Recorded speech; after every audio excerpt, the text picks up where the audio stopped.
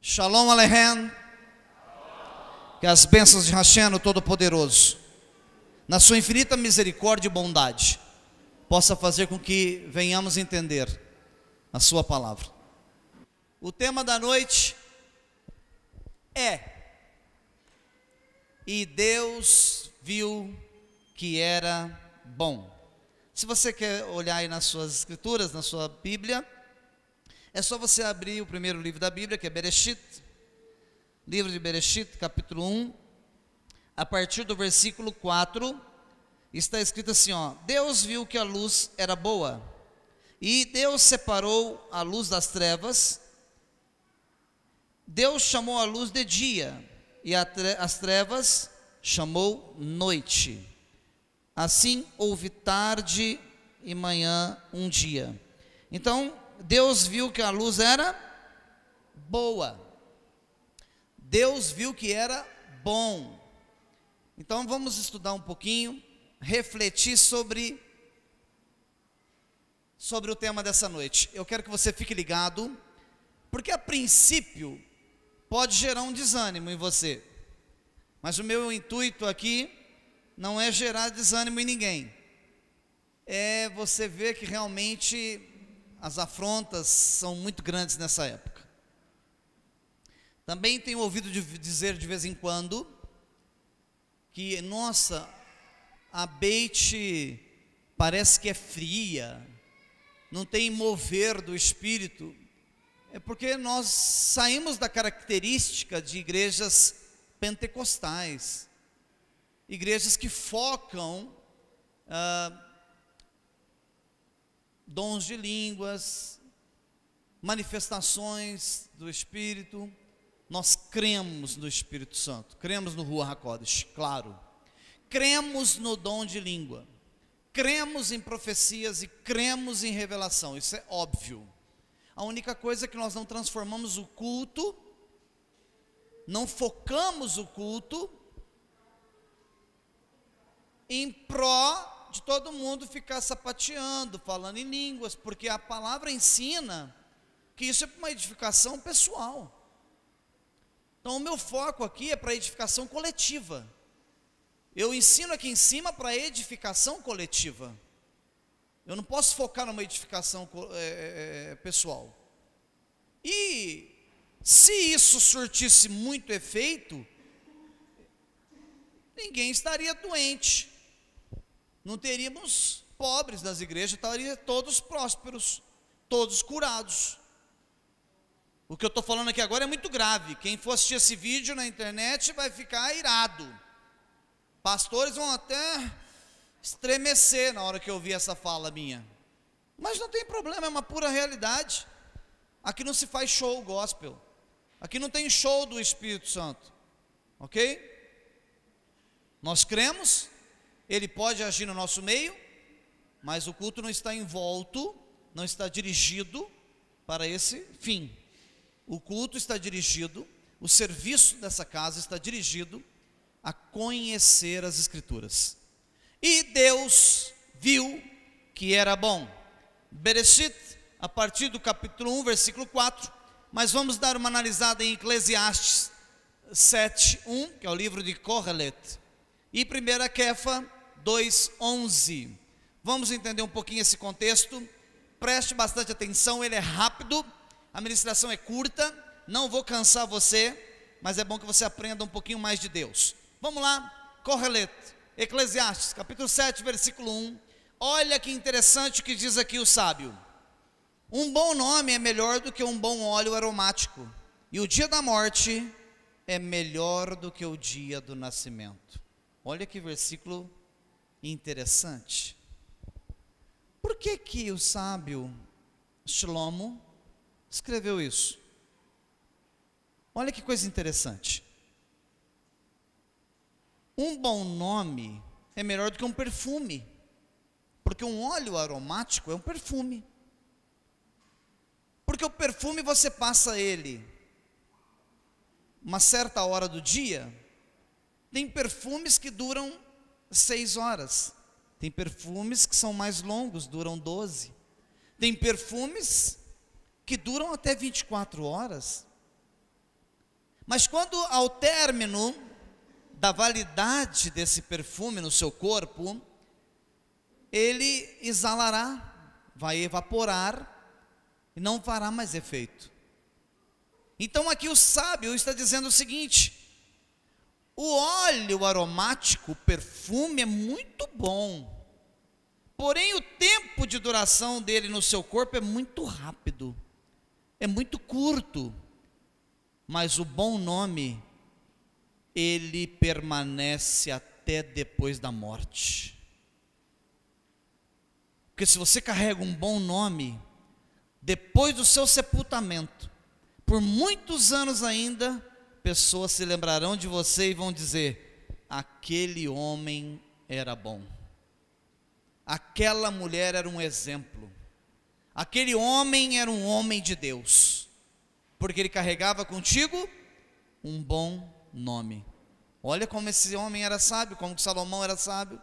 Shlomo, quando disse isso, ele estava refletindo no dom de sabedoria que Hashem deu a ele. Aí ele vai para a segunda parte, e ele diz: e o dia da morte é melhor do que o dia do nascimento. Pensava eu comigo, há anos atrás, quando eu li esse versículo, por que será que ele escreveu isso? Que o dia da morte é melhor do que o dia do nascimento? Porque quando uma criança nasce, você não sabe se ela vai ser boa ou ruim. Quando uma pessoa nasce, você não tem a certeza de como será a índole dela, como será o caráter dela. Mas quando uma pessoa morre, ela teve tempo para se preparar para a morte. E nesse tempo para se preparar, ela pode ter santificado a tua vida e morreu com dignidade. Então o nascimento, ele traz consigo um bebê, ele traz consigo uma incerteza do futuro. Mas a morte traz consigo uma certeza de quem ele foi. É interessante? Não é lindo? Então eu parei para refletir sobre esse versículo ontem e hoje. Eu falei: puxa vida, como é perfeita a palavra. Então o dia da morte é melhor do que o dia do nascimento. E o bom nome realmente é muito melhor do que um óleo perfumado. Medite nisso. Os seus dias na terra precisam ser pensados. Um certo rabino saiu de férias e já estava com a sua idade avançada. No meio do seu passeio com a sua família, ele disse assim para a sua família: vamos voltar. Mas nossa viagem era de 20 dias, só fazem 8, 10 que nós estamos passeando. Ele disse: eu sinto que a minha vida está chegando ao fim. E eu não quero dar trabalho ao pessoal do funeral para vir recolher o meu corpo e transportar até Jerusalém. Eu quero estar em Jerusalém no dia da minha morte. E alguém pergunta para ele, a hora que ele termina essa frase: mas não te deixa em pânico saber que você está chegando perto da tua morte? Ele disse: quando eu completei 40 anos da minha vida, eu sabia que a partir dos 40, qualquer hora Hashem poderia me chamar. Dos meus 40 anos em diante, eu preparei a minha consciência, o meu coração para esse dia. Eu estou pronto para Hashem me levar, e chegou a hora dele me levar. Eu quero que ele me leve estando na minha terra, em minha casa. Normalmente nós não nos preparamos para o dia da morte. Normalmente nós vivemos planejando. Você planeja o ano que vem, daqui 5 anos, daqui 10 anos. E aqui Eclesiastes está dizendo para você: tenha consciência que você não é eterno. Viva uma vida de acordo com que, se chegar o momento de você partir, você vai deixar um legado. Você vai deixar um bom nome. É lindo? É lindo. Então vamos meditar um pouco mais em Bereshit. Após criar a luz, em Bereshit capítulo 1, versículo 4, Hashem diz assim nos originais: Vayar Elohim Kitov. E viu Deus que era bom. Lá em Bereshit capítulo 1, versículo 10, após criar os continentes e oceanos, Hashem manda escrever: Vayar Elohim Kitov. E Deus viu que era bom. Lá em Bereshit capítulo 1, versículo 12, após criar as árvores e as plantas, Hashem pronuncia: Vayar Elohim Kitov. E Deus viu que era bom. Mas olha que interessante. Continuando lá em Bereshit 1:18, após criar os astros, Hashem diz: Vayar Elohim Kitov. E Deus viu que era bom. Começamos a entrar num complicador. Lá no 6º dia, um dos dias mais importantes da criação, após criar os animais e seres terrestres que antecederam a criação de Adão, o homem. Bereshit capítulo 1, versículo 21 está escrito: Vayar Elohim Kitov. E Deus viu que era bom. Mas Deus não comenta no 6º dia, no capítulo 1, versículo 21, a criação do homem. Ele retém por alguns minutos, ele retém por algumas horas, escreve o versículo e retém o comentário do homem. Ele não cita a criação do homem. E Deus viu que era bom, somente até o momento em que ele criou os animais e os seres terrestres. Um pouco mais à frente, 6 versículos à frente, após criar o homem, no 6º dia, o Senhor disse: então façamos a humanidade a nossa imagem e a nossa semelhança. Todo o elo de ligação que vinhas tendo num versículo para o outro, Vayar Elohim Kitov, Vayar Elohim Kitov, Vayar Elohim Kitov, quando chega lá no versículo 26, que ele criou anteriormente os animais e os seres terrestres, que ele gera e cria o homem, Hashem não fala Vayar Kitov. Ele não disse: e viu Hashem que era bom. Você já começou a dar problema no dia da criação.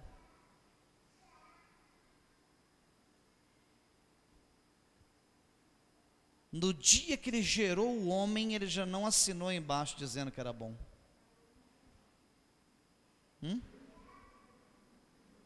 Que interessante.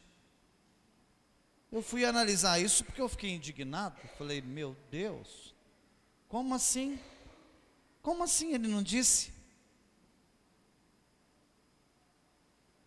Estudando sobre a morte, estudando sobre a vida, me arremeteu lá no livro de Provérbios, que fez uma midrash com o livro de Eclesiastes. E só um segundinho que nós vamos chegar lá.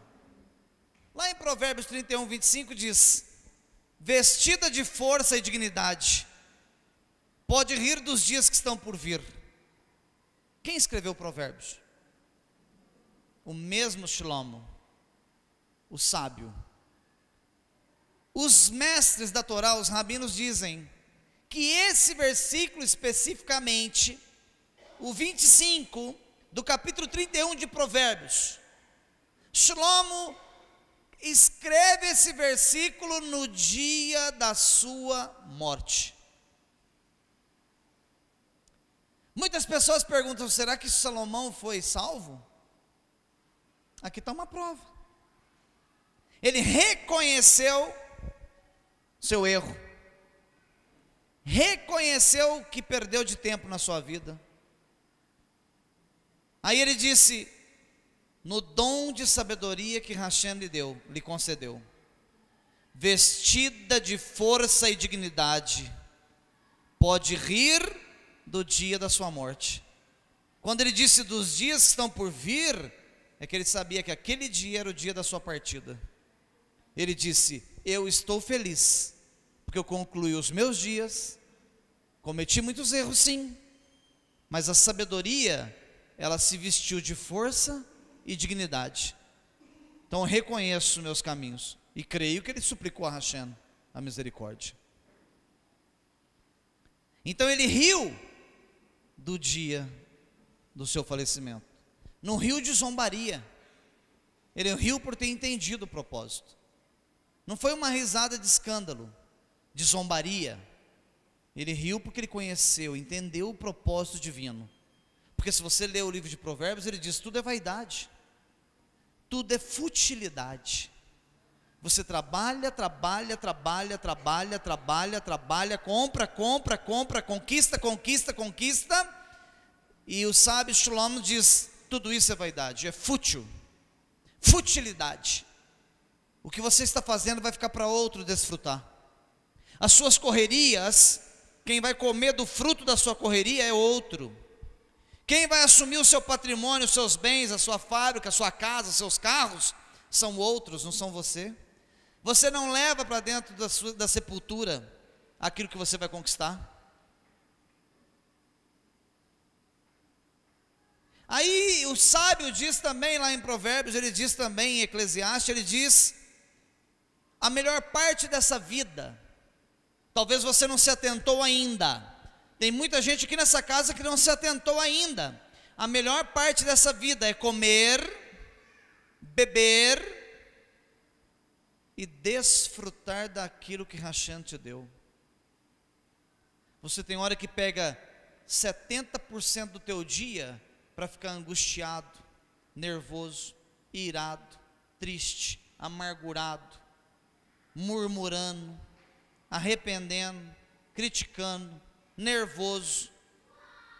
Você não aproveita os 80% do seu dia para comer, beber, desfrutar, curtir, sorrir.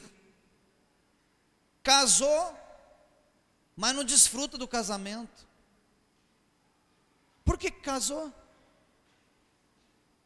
É para ter um bom relacionamento, para ter uma amiga, um amigo do lado. Essa é a parte que Hashem te deu debaixo do sol, está escrito. Se você não aproveitar a parte que Hashem te deu debaixo do sol, já é futilidade, já é fútil.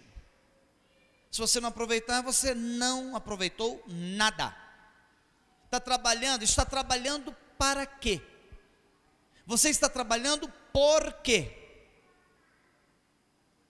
Corre dia e noite atrás do dinheiro, para quê? Você não sabe nem desfrutar aquilo que Hashem te deu? Futilidade.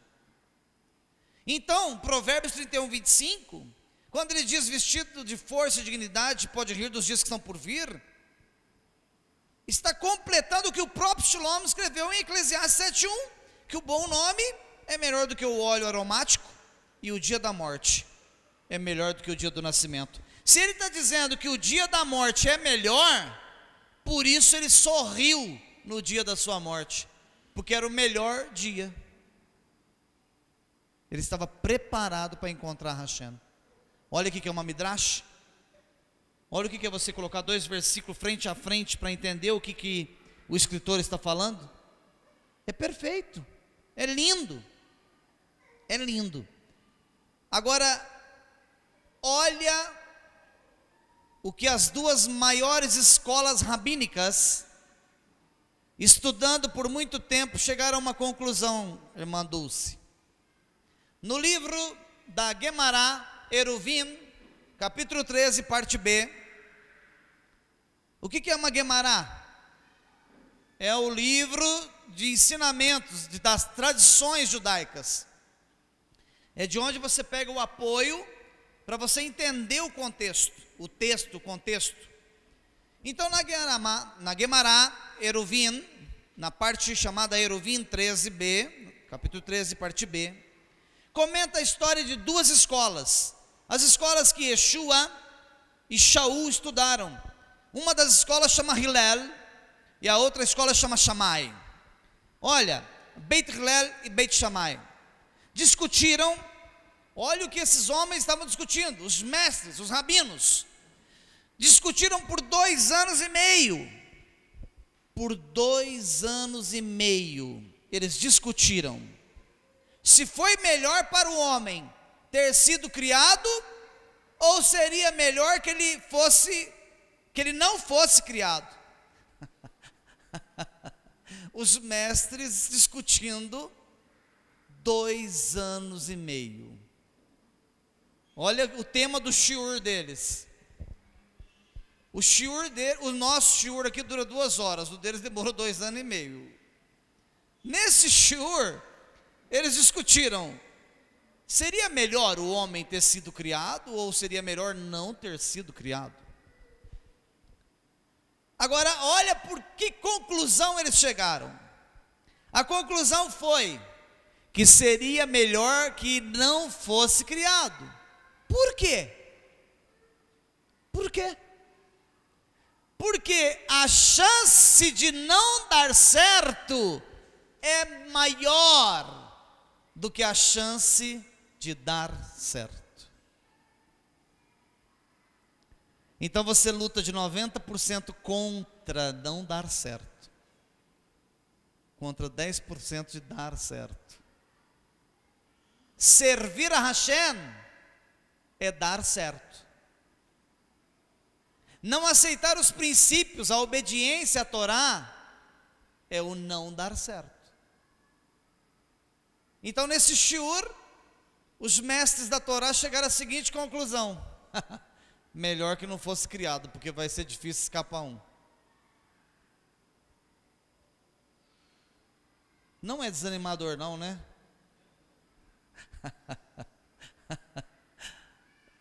É forte isso aqui, hein? Mas vamos fazer agora uma midrash. Vamos fazer um drash. Vamos pegar aqui o pensamento rabínico da Gemara e vamos trazer isso para dentro da Brit Hadashah e vamos tentar entender o que eles estão dizendo, porque precisamos ter uma base de Hashem. Ali nós temos uma base de homens estudiosos. Agora vamos ter uma base da palavra, da revelação, da palavra profética. Olha lá, 1 Kefa, capítulo 2, versículo 11, diz assim: queridos amigos, insisto em que vocês, como estrangeiros e residentes temporários, não cedam aos desejos da velha natureza, da sua velha natureza. 90% sempre em guerra contra vocês. Eu fiquei de ontem para hoje orando a Deus: Senhor, o Senhor me deu abertura, eu não sei fechar. Se o Senhor não me mostrar o versículo para fechar, eu não sei como é que eu vou chegar na congregação e vou fechar esse estudo. Mas quando Ele me deu esse versículo, eu falei: nossa, que perfeição! Que perfeição! Salomão disse que o dia da morte é melhor que o seu nascimento. Salomão disse que o bom nome vale mais do que o óleo aromático, que o perfume. Os mestres dizem que era melhor que o homem não fosse criado, porque a chance de dar certo é muito pequena. Aí você vai lá em 1 Kéfa, junta todo o Midrashim, e está dizendo, você como estrangeiro e residente temporário. Ele está dizendo, você tem pouco tempo, 30, 40, 50, 70, 80 anos de vida, é uma fagulha perto da eternidade. Vai passar e você não vai ver, você vai viver, mas não vai perceber. Em pouco tempo você já está chegando no dia da sua morte, será num piscar de olhos, e o tempo passou. E ele está dizendo, você é um estrangeiro, você não está no seu território, essa terra que você está pisando não te pertence, você que é um nômade, você está de passagem, você é um residente, não é a sua morada eterna, aqui é passageiro. E por que lutam tanto, brigam tanto, perdem tanta amizade? Por causa de dinheiro, por causa de relacionamento, por causa de bens materiais. Por que nós perdemos a amizade? Por que nós viramos as costas e não vamos mais na igreja? Por que nós perdemos amigos? Por que nós perdemos familiares? Por causa de um empréstimo, por causa de um carro, por causa de um imóvel. Por que nós nos desgastamos e perdemos tanta coisa se somos residentes? Morada temporária. Você está trabalhando em vão, é fútil. Não, então eu vou parar de trabalhar. Não, ele quer que você trabalhe sem ficar aloprado, louco, desesperado, querendo ganhar tudo no mesmo dia.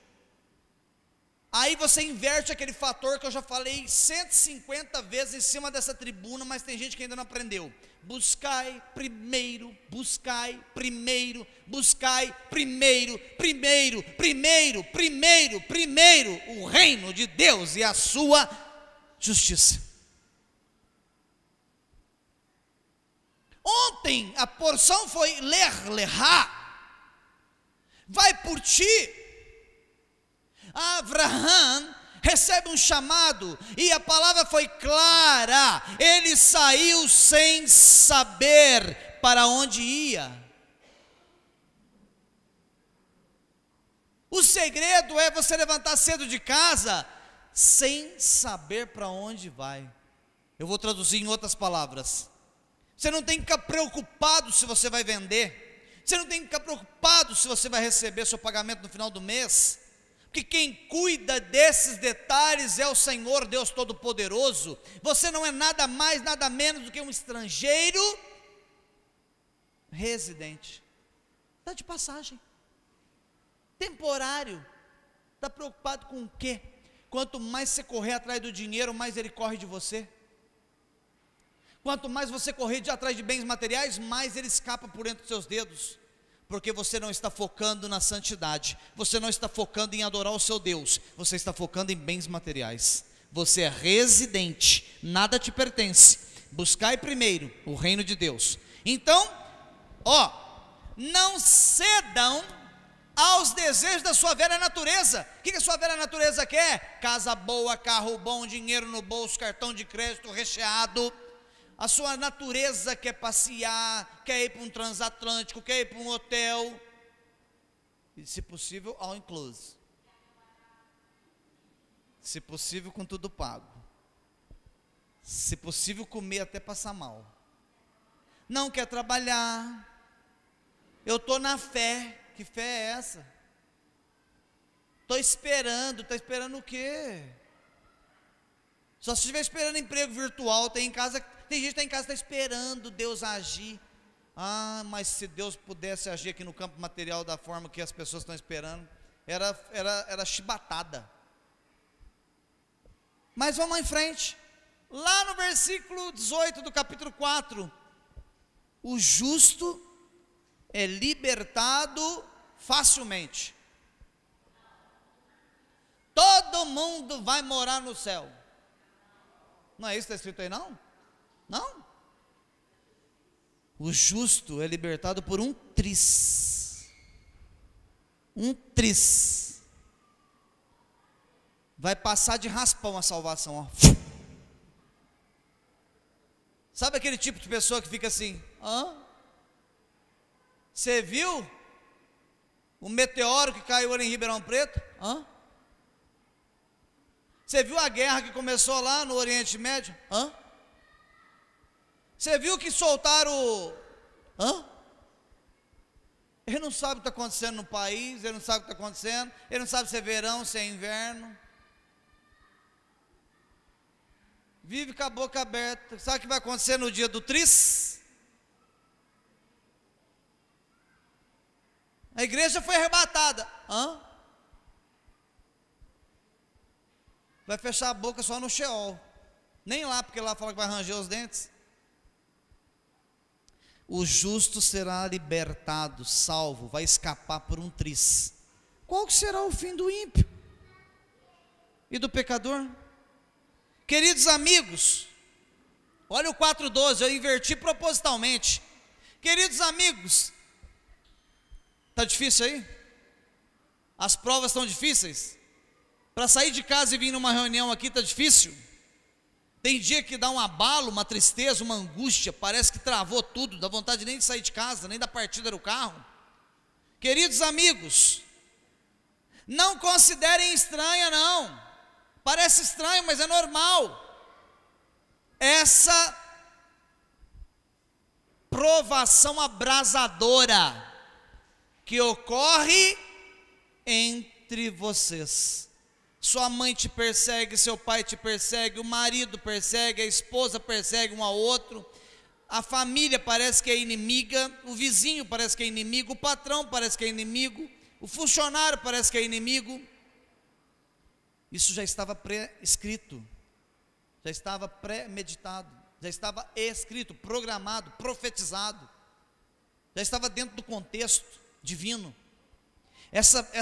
Não se considerem, amigos, não considerem estranha essa provação abrasadora. Abrasadora, queima, dói, lateja. Então ele está dizendo aqui, ó, vocês vão passar por essa provação. Ela é abrasadora, dói, chega a latejar. Só que isso já está em nós, porque a probabilidade do homem era melhor não ter existido. Mas quando o Hashem te criou, ele já criou com o propósito de testar você. Então ele vai tirar alguns desse projeto para levar para a vida eterna. Queridos amigos, não considere estranho, é normal, não é estranho a aprovação abrasadora que ocorre entre vocês para testá-los, como algo extraordinário lhes ocorresse. Não tem nada de extraordinário, não tem nada de estranho. As provações, as afrontas, os inimigos que aparecem na sua vida são normais, faz parte da trajetória da nossa vida com Hashem. Uma vez que você aceitou Yeshua como seu Salvador, as guerras se levantarão. Quer que eu te refresque com a memória? Se eu não estiver equivocado, porque eu tenho uma dificuldade de memorização de versículos, de números, mas está escrito em Matitiahu: bem-aventurados sois vós, quando vos maldizerem, quando vos perseguirem, quando vos injuriarem. Bem-aventurados sois vós, quando odiarem vocês. O mundo vos odeia, porque o mundo está em trevas, e quando aparece a luz, o mundo odeia a luz. Todo ambiente que você chegar que for trevas, aquele ambiente vai te rejeitar. Só de você começar a congregar nessa casa, alguns familiares já começam a te olhar meio de lado, porque começou a acender o seu candeeiro. Isso não é nada estranho, é algo muito comum, muito tranquilo. É que nós não entendemos e não fomos treinados assim. E para terminar, tem uma ilustração muito interessante, antiga. Eu sei que muitos já ouviram, mas eu sei que muitos não ouviram. Essa ilustração diz que um vagalume passeando pela floresta, piscando sua luzinha. De repente ele se depara com uma serpente enorme. E essa serpente começa a persegui-lo. E o vagalume sobe, desce, vira e entra e passa aqui, passa lá, e ele olha para trás, a serpente no seu encalço. E ele vai e vem e faz curva e vira daqui, vira de lá e dá um rasante e tenta levantar voo, e a serpente no seu encalço. De repente ele se encontra encurralado, sem saída. Ofegante, ele para naquele cantinho e começa a serpente vem já com a boca escancarada para devorá-lo. E ele diz para a serpente: para, só um segundo, me dê pelo menos direito de uma pergunta. Eu não fiz nada para você, por que você me persegue há tanto tempo e ainda tenta me devorar? A serpente olha para o vagalume e diz assim para ele: eu estou tentando te devorar por um único motivo: a tua luz me incomoda. Quando você está refletindo a luz de Hashem, as serpentes começam a ficar alvoroçadas ao teu encalço. As coisas começam a ficar abrasadoras. Mas isso não é porque a sua vida está ruim. Quanto mais abrasador, quanto mais perseguição, mais luz você está irradiando. Tem uns 4 aí que entenderam. Quer dizer, Rocha, que quanto mais luz, você olha na churrasqueira, se tiver lá assim uma brasinha aqui, outra acolá, você põe a carne? Não. Você fica lá. Põe ventilador, secador de cabelo, derrete o secador de cabelo da esposa, abana com a tampa da panela e a mulher fala: se amassar eu te mato. A hora que a brasa está vermelhinha, é o melhor momento. É quando você mais brilha, que é o melhor momento da sua vida. Mas os sopros contaminados, as serpentes, não vão deixar de estar no teu encalço. Quanto mais unção, mais perseguição. Todos os apóstolos tiveram mortes terríveis. Homens que o seu candeeiro estavam acesos. O único que escapou deles de uma morte terrível foi Yohanan, que estava exilado na ilha de Patmos. Mas deixa eu dizer para vocês, ainda que seja abrasadora a perseguição sobre vós, ainda que seja abrasadora toda hoste infernal que tem se levantado contra as nossas vidas, ainda que seja abrasadora todos os inimigos que têm se levantado contra as nossas vidas, eu, como líder desta casa, quero profetizar sobre a tua vida, que Hashem, o Todo-Poderoso, no nome do teu Filho, que é um nome também poderoso, Yeshua HaMashiach, faça com que a graça, a misericórdia, a bondade, toda sorte de bênçãos venham nos cercar, nos proteger e nos aliviar dessa pressão abrasadora. Recebam a unção, recebam a graça e a bondade de Hashem, em o nome de Yeshua HaMashiach. Amém, amém, amém. Amém?